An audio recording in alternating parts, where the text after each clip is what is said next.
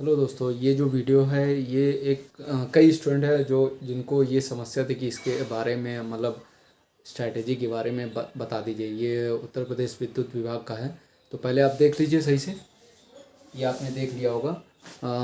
कुछ स्टूडेंट बहुत बार कह रहे थे कि सर इसका स्ट्रैटेजी और कैसे क्या पढ़ाई करनी चाहिए वो बता दीजिए। तो मैंने सोचा लाइए आपको बता दूँ। तो आइए देखते हैं है क्या वो।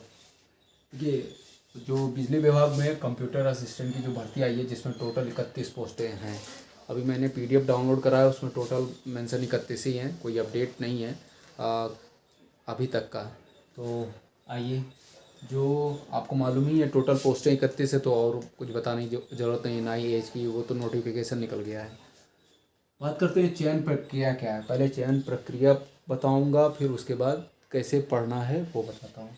तो सीबीटी की अवधि जो होगी 3 घंटे का टाइम दिया जाएगा आपको। प्रथम भाग, इस भाग में नीलेट के CCC स्तर के कंप्यूटर ज्ञान से 50 क्वेश्चन आएंगे।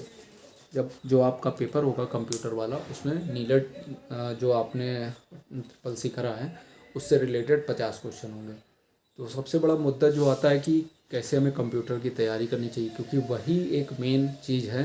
अगर उसको हमने सही से नहीं पढ़ा तो कहीं ना कहीं दिक्कत हो जाता है।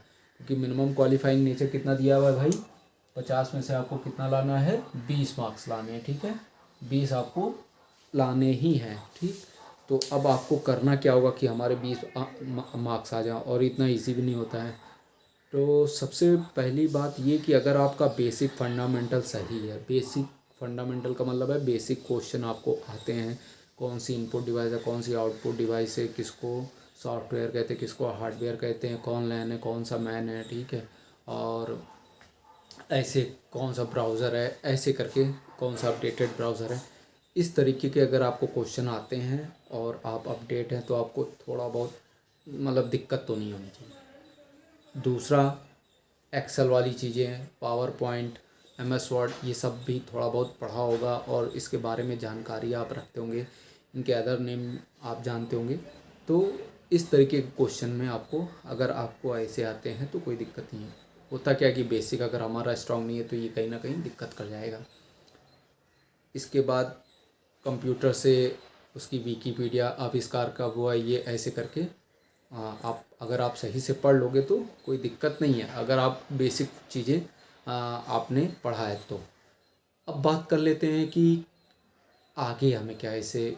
अगर ये मान लीजिए बेसिक क्वेश्चन है आया, एडवांस टाइप के क्वेश्चन आए, तो कैसे हमें पढ़ना चाहिए। देखिए, करना क्या है कि आपको यूथ कंपटीशन वाली जो बुक है उसको सही से पढ़ लेना है पूरा। उसके अलावा ये हो गया, परीक्षा मंत्र एक आती है वो पढ़ लीजिए। बेसिक फंडामेंटल क्लियर करने के लिए ल्यूसेंट आप पढ़ लीजिए।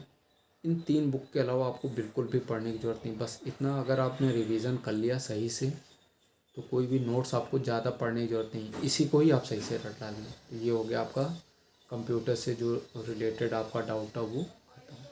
ठीक, अब बात कर लेते हैं कि द्वितीय भाग की। 1/4 नेगेटिव मार्किंग होगा, 180 क्वेश्चन। अच्छा, अंक क्या होंगे, आइए। पाठ्यक्रम क्या होगा, GS होगी, रीजनिंग होगी, हिंदी होगी, इंग्लिश होगा। GS की बात की जाए 25 क्वेश्चन 25 मार्क्स का होगा। अब आपको तैयारी करने में दिक्कत हो रही होगी तो यूपी से रिलेटेड जितने भी पेपर आए हुए हैं उसको आप रिवीजन मान लीजिए, पहला। दूसरा, यूपी का हो गया, SSC की आई हुई प्रीवियस ईयर की देखा होगा आपने, घटना चक्र की बुक होती है, उसको आप सही से रिवीजन कर लीजिए। तो बुक आपने पढ़ लिया, आपको GS ज़्यादा पढ़ने की जरूरत नहीं है। बचा करंट अफेयर्स, तो लेटेस्ट 1 ईयर का आप रिवीजन मार दीजिए, ख़त्म काम। बोलना इजी है लेकिन मेहनत आपको करनी है। ये हो गया, ये हो गया GS से। स्टैटिक GK पे ज़्यादा फोकस रखिएगा क्योंकि वही क्वेश्चन ही थोड़े से बढ़ाते हैं। फिर बात कर लेते हैं रीजनिंग का। देखिए, रीजनिंग इजी आ गई तो अच्छी बात है क्योंकि इंटर लेवल का इसने बोला है। टफ आ गया तो आपको करना क्या कि सेम चीज़ें जितना श्रेय दे सकें, जितना आप प्रैक्टिस कर सकें रीजनिंग के लिए उतना बेहतर होता है। रीजनिंग के जो बेस्ट तरीका क्या है कि जितना आप प्रैक्टिस करेंगे उतना ही आपको फ़ायदा आएगा। तो रीजनिंग के लिए आप ये देख लीजिए, प्रीवियस ईयर का बुक भी देख लीजिएगा, उससे फ़ायदा आपको हो जाएगा। हिंदी की बात की जाए तो हिंदी के लिए सेम यूथ कंपटीशन का पूरा और आदित्य पब्लिकेशन 2 बुक बहुत हैं, इससे ऊपर आपको पढ़ने की नहीं ज़रूरत है अगर आपने सही से पढ़ लिया तो। इंग्लिश की बात की जाए, इंग्लिश थोड़ा सा बहुत लोगों का कमज़ोर हो जाता है यूपी के एग्ज़ाम में, तो इंग्लिश के लिए आपको मिरर ऑफ कॉमन एरर और अजय सिंह की बुक के अलावा कोई बुक नहीं पढ़नी। अगर आपका ग्रामर पोर्शन सही है तो जितना प्रैक्टिस हो सके उतना दीजिए ऑनलाइन एसटी, बस ये तरीका है किसी एग्ज़ाम को क्वालिफाई करने का। सही से प्रैक्टिस, एसटी दिया, बस उसके अलावा कुछ भी नहीं करा। सही से देखा कि इतना कितना बनना है मेरा।